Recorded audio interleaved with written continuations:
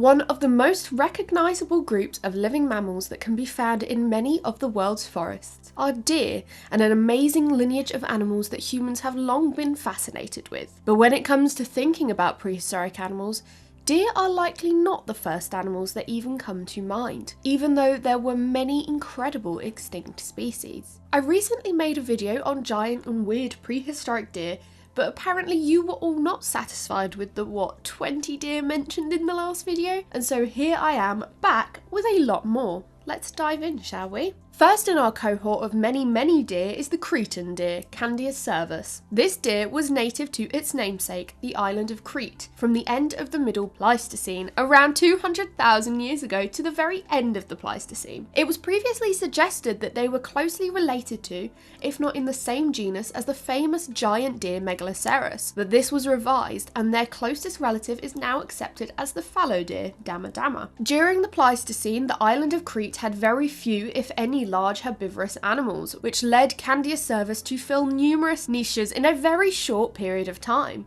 therefore developing body plans and lifestyles not seen in any other deer. 8 morphotypes have currently been suggested, sometimes referred to as individual species, sometimes several body plans within a few species. Due to their unique body shape and diversity between species, their true connection to one another, including their evolutionary origins, is unknown. It was suggested in the past they originate from 2 distinct ancestors and belong to 2 separate genera, but it's now accepted they fall under one genus. Towards the end of their existence, multiple species were showing clear signs of island dwarfism, with small legs, also thought to be an adaptation to filling a niche similar to a mountain goat, and tiny body sizes. The smallest species, Candiacervus rhopalophorus, had a shoulder height of just 40 centimeters, but other earlier species had giant body sizes. The largest species, C. major, had a shoulder height of 165 centimeters, significantly taller than a modern red deer. It also had extremely long legs, suggesting that while some species lived like goats, others lived more like giraffes or gazelles. This species, however, is known from just a single individual, and it has been suggested to actually be a member of another species, the red deer-sized C. dorothensis, that was suffering from gigantism. Despite being tiny, C. rhopalophorus had gigantic antlers relative to its body size, with an extremely long straight beam ending in a club-shaped point. Not every species had these antlers, of course, some were more regular in size and shape. Unfortunately, the antlers of the giant C. major have yet to be found, so we can only imagine what they would have been like. I'm thinking quite crazy. And now we have the American mountain deer, Orchonoceros lucasi. Not much is known about this species, but it is thought to have been most common around the Rocky Mountains during the late Pleistocene, going extinct just after the end of the Ice Age around 11,500 years ago. It is currently assigned to the same genus as the extant mule deer, Orchonoceros hemionus. It seems Orchonoceros has been a sort of wastebasket taxon, one that researchers are still attempting to unravel today. For the purpose of the video, most of our description will come from a complete articulated individual from Honey Lake in California, as this is the most complete and diagnostic specimen. This Honey Lake specimen was a male estimated to weigh around 270 kilograms, significantly heavier and therefore larger than a typical extant red deer. Its antlers weren't as impressive as some of the others on our list, and were more on the smaller side, with most individuals having only 3 tines per antler. The body proportions were what made Orchonoceros unique. Its metapodials were so short that the first researchers investigating it believed it lived more like a mountain goat or bighorn sheep climbing over rocks and mountains in high altitude environments. While this isn't believed anymore, its unusual proportions are still strange on such a large animal. Orchonoceros became extinct at the end of the Pleistocene alongside many large North American mammals, likely due to a mixture of climate change, habitat loss, and human overhunting. This next species is pretty unique compared to the rest on this list, as it lived in South America. Mornellifus was decently sized at about 200 kilograms, about the size of a modern red deer, and it would have looked very similar to a red deer, with a similar body plan and antlers around 70 centimeters in length. This species was the second largest deer to have ever lived in South America, far larger than the marsh deer, the largest extinct South American deer. Mornellifus lived during the late Pleistocene, during the Luginian age. the land mammal age of South America just before the Holocene, starting at around 800,000 years ago. Like many animals on the list, it became extinct at the end of the Ice Age around 11,700 years ago, likely due to the changing climate and human hunting. Currently, only one species has been described, Orchonoceros brachyceros, but this species has been found in a number of sites ranging from Argentina to Brazil to Uruguay. It would have had a more generalist diet than most other deer, possibly because of the stresses they felt towards the end of the Ice Age that would lead eventually to their extinction. Next on the list is the largest deer to have lived in South America. Antifer was slightly larger than Orchonoceros, only a little bigger than a red deer. The largest species is described as Antifer ultra, but the species A. ensanadensis has the most robust antlers. The genus lived throughout the Pleistocene, starting at 2.5 million years ago, and, like so many other animals, became extinct at the very end of the Ice Age around 11,700 years ago. Libralces gallicus is the biggest deer on our list today. The genus as a whole existed from between the Pliocene to Middle Pleistocene, between 5 million to 800,000 years ago. The most striking feature of this animal was its antlers. While not as complex as the Irish elks, they were about the same size, with each one being nearly 2 meters in length. While its antlers were absolutely massive, the animal itself wasn't too large, only around 1.5 meters tall at the shoulder, so slightly larger than a red deer. Red deer. Again. We really need to stop talking about red deer. The species L. gallicus could be found in Western Europe, the most famous fossils of which coming from France, but other members of this genus could be found as far east as Central Asia. Its taxonomy is a bit of a mess. While earlier authors believed it to be the ancestor to the Irish elk, modern belief is that it is a relative of a moose. In fact, some species have been placed within Libralces, the genus containing the broad-fronted moose covered in the last video, the largest deer to have ever lived. So whether it was Libralces gallicus or Rucervus gallicus, it was still a pretty big and impressive animal. Next is Orchonoceros spelaeus.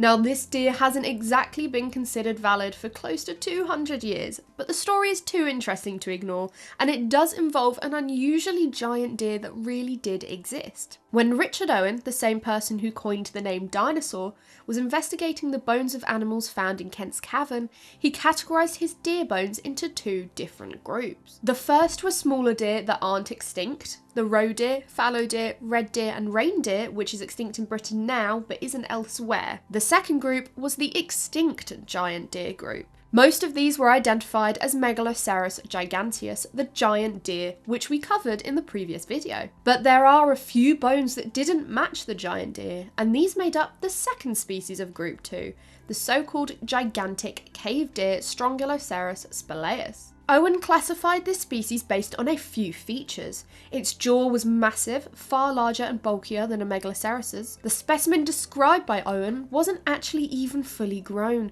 as it still had some deciduous teeth, but it was already larger than any Megaloceros found. Its antlers, described from the base of a shed one, resembled a red deer's, but were much larger. Further studies classified one more unique feature of this animal. Its ulna and radius were fused together, something that red deer don't do. And the radius itself was much thinner than a red deer, with different muscular scarring around the elbow joint. Other limb bones such as the ankle or toe bones were also much stockier and wider than any modern red deer. More recent studies have pretty much thoroughly debunked this species. Other Pleistocene sites around the UK and Europe have found plenty of red deer antlers bridging the size gap between the largest modern red deer and the Kent's Cavern specimens, meaning that although the cave deer was extremely large, it wasn't far outside the range of Pleistocene red deer. Owen's massive fragmentary lower jaw from Kent's Cavern, which was much larger and bulkier than even the biggest Megaloceros, seems to have been completely lost, mysteriously. From the illustrations, however, it's clear that this isn't the jaw of a deer, but that of a steppe bison, Bison priscus, an animal that was even heavier than the Irish elk, with a much larger head. This man was meant to be, like, the up and front runner of paleontology, the face of paleontology. A man mistook a cow jaw for a deer.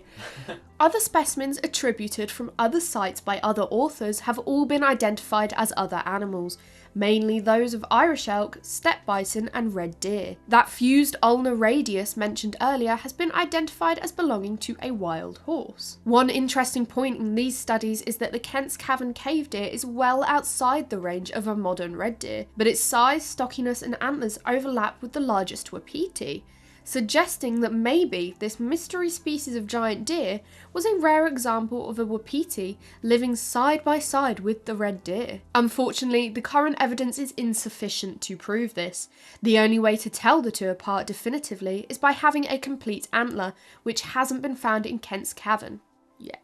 Hopefully future excavations can find one, but for now the mystery deer in Kent's Cavern seems to be either some extremely large red deer or a very rare example of a Wapiti in England. On that note, is there any evidence that the Wapiti, currently found in North America and Asia, once lived in Europe? Well, yes, but their remains are extremely rare even today. Just like with Owen and the Kent's Cavern mystery deer, plenty of authors have historically found two distinct size forms of Cervus in Western Europe. Until recently, these were identified as the red deer, which apparently possessed much more variable sizes in the Pleistocene compared to the present. More recent studies have found clear difference in very specific specimens, and found that these do in fact bear a very close resemblance to the Wapiti, not red deer. The best example of this is from France, described in a paper in 2020 by Roman Crete. This paper analyses the brain case with complete antlers and identifies it as the new subspecies Cervus canadensis combraicus. It had unique features in its antlers that the author suggests were adaptations to living in the open grassland steppe plain, an area that most modern Cervus don't live in. These unique features are what make up this new subspecies identification. Another subspecies of Wapiti, C. canadensis tirahenicus, used to live on Capri Island and has been identified as a dwarf form of the Wapiti. So yes, the Wapiti did once live in Europe, they just seem to have been very rare. Admittedly, most Pleistocene remains aren't entire skeletons, and the bones of red deer and Wapiti are very hard to tell apart if you don't have the antlers. So I'm sure there are plenty of examples of Ice Age Wapiti in European fossil sites, they just haven't been identified yet. Our next deer is Dama celiae. This species sits within the same genus as the modern fallow deer and lived in Spain between 400,000 and 300,000 years ago. It was only described last year, so while it almost certainly lived in other areas of Western Europe and survived for much longer, the few specimens found in Madrid are all we have to go off right now. Dama celiae was related to the modern fallow deer, but had antlers much more like a red deer. They had elongated circular beams and tines that didn't broaden or spread out, a feature known as palmation. It was also not very large, around the size of a modern fallow deer. Dama celiae lived in a unique ecosystem supporting many other species of deer, such as the similarly sized Haplodioceros, as well as Megaloceros matriensis, and the Clacton fallow deer, two species we covered in the previous video. In addition, cut marks on the bones as well as Acheulean artifacts found at the site indicate this species was hunted and eaten by Neanderthals in the area. Our next species is a rather elusive deer. Not much is known of Dama vallonatensis, as while many specimens have been found, most are fragmentary. Most of these specimens were found in the famous Atapuerca cave system,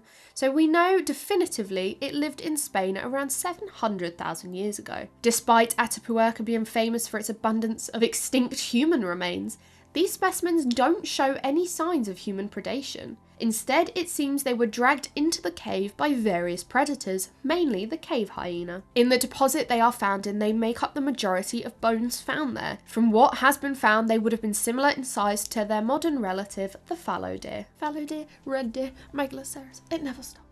Our next species is also poorly understood. Orchonoceros, with the type specimen being Orchonoceros gromovi, has only been known for the last few decades from a couple of localities. The largest assemblage of these bones being from the Middle Pleistocene of Central Asia. It once again wasn't massive, around the size of a fallow deer, but it did have unique antlers, which had very few tines and were mainly a straight beam. Next up is Prehistoric Megaloceros. This genus lived in Siberia during the late Miocene between 8 and 5 million years ago. It is believed to be the ancestor of Cynomegaloceros and possibly Prehistoric, two genera we covered in the last video. As you can probably guess, it was a medium-sized deer. Not as big as Cynomegaloceros, but larger than earlier deer such as Rucervus, its possible ancestor. Unfortunately, its antlers weren't quite as crazy as its descendants, which are best known for their unique antler morphology, but they were still pretty weird, especially compared to modern deer. The genus Pseudodama is next. This genus lived in Europe from the late Pliocene to early Pleistocene, between 2.5 and 1 million years ago. It is believed to be the ancestor to the genus Dama, which concludes the modern fallow deer. They must be so bored of me saying fallow deer. Several species have been described. Once again, it wasn't huge, about the size of a fallow deer. Pseudodama is mainly known from their skulls, and especially their antlers, which were pretty large and spectacular, just like so many of their descendants. P. farnetensis specifically had cylindrical twisting antlers with long tines. It seems that, just like with Damacellae, it hasn't quite evolved the broad hand-shaped antlers of modern fallow deer. In our previous video, we talked about Rucervus gigans, a giant extinct species of deer that was recently described in 2018. But that same paper actually describes a second species of Rucervus from a different site, which has been named Rucervus radulesci. While our gigans lived during the early Pleistocene of Greece, our radulesci lived in the early Pleistocene of southern Romania, between 2.5 and 1 million years ago. So both species seem to be separate radiations of an ancestral form, each with its unique characteristics. But this species is much better represented in the fossil record than our gigans, with complete antlers known and many sections of the jaw and skull found. Whole limb bones have also been discovered. Our radulesci wasn't as large as our gigans, which was comparable in size to the Irish elk. It seems to have been a similar size and shape to the modern Rucervus duvalkellii, the swamp deer from India and Nepal. However, it did have much larger and more complicated antlers, which appeared much more similar to those of an Irish elk or fallow deer than the modern Rucervus. Megaloceros stavropolensis. This species of the well-known genus Megaloceros, the same genus that contains the Irish elk, lived between 2.58 and 1.8 million years ago in southern Russia and Georgia. Megaloceros stavropolensis is the earliest described member of Megaloceros and may have been ancestral to the Irish elk, although this isn't known for certain. Its antlers are well developed and resemble those of the Irish elk, but of course weren't quite as extreme as its later relative. Currently, it's only known from these very complete antlers. Since the paper was only published in 2016, we don't concretely know what it looked like past the antlers. It was probably smaller than an Irish elk, but still pretty large, possibly even larger than a red deer, the fabled red deer. Now, let's discuss some large deer that are still around today. It's only fun when they're dead, innit? I jest. Now, these deer might not be extinct, but they're still impressive animals that are worth a spotlight, and many YouTube commenters wanted us to talk about them. Let's start with Rusa unicolor, the sambar deer. This species is currently found in India, China, and Southeast Asia. It's one of the largest modern species of deer, only surpassed in size by some very large red deer, wapiti, and moose. Bloody red deer. Fossils of sambar deer can be traced all the way back to the early Pleistocene, so it remained relatively unchanged for millions of years. Now let's talk about nomenclature for a second, because people seemed a little confused in the comments of the last video. The name red deer refers to the European species Cervus elaphus, the largest deer in Europe, beaten by the European moose. Yes, moose are deer. There was some confusion in the last video, they just have a funky looking face. But they're deer. But it's the terms elk and moose that get confusing depending on which side of the pond you're talking on. In Europe, up until the last few hundred years, the word elk referred to the European moose, Alces alces. In fact, the word moose only started to be used in Europe around the 1600s. But when European settlers landed in the state of Virginia, there were no moose to be seen, so they called the largest deer they saw an elk, which turned out to be the Wapiti Cervus canadensis. But when they eventually ran across the American moose, they already had the word elk for a different type of deer, so they adapted the Algonquin word musu, meaning bark stripper, to describe the moose. So up until recently, the word elk referred to two completely different animals in Europe and America. Let us know if we got that wrong, because even we're pretty confused about these names. For ease in this video, we don't use the word elk. A moose is a moose. An American cervus is called the wapiti, and the European cervus is called the red deer. Now we're talking about the North American wapiti. What are they? Elk, moose, deer, an advanced race of deer peoples? Nobody knows. Why? Nomenclature. I'm joking. Anyway, Wapiti are in the species Cervus canadensis, and they're the second largest modern deer, beaten by the moose, but larger than any red deer.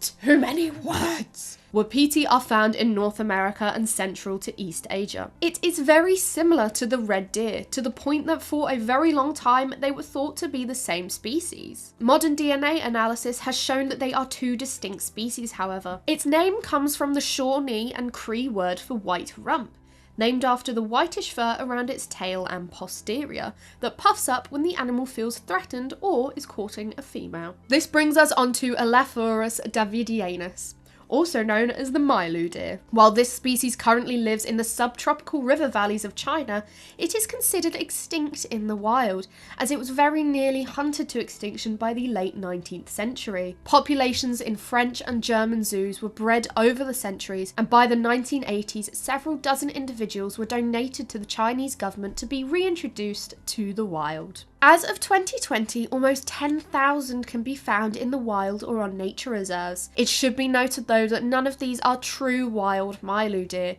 They all originate from a population once owned by the 11th Duke of Bedford, Herbrand Russell, that he acquired from Berlin Zoo. Every single wild Milu deer was hunted to extinction.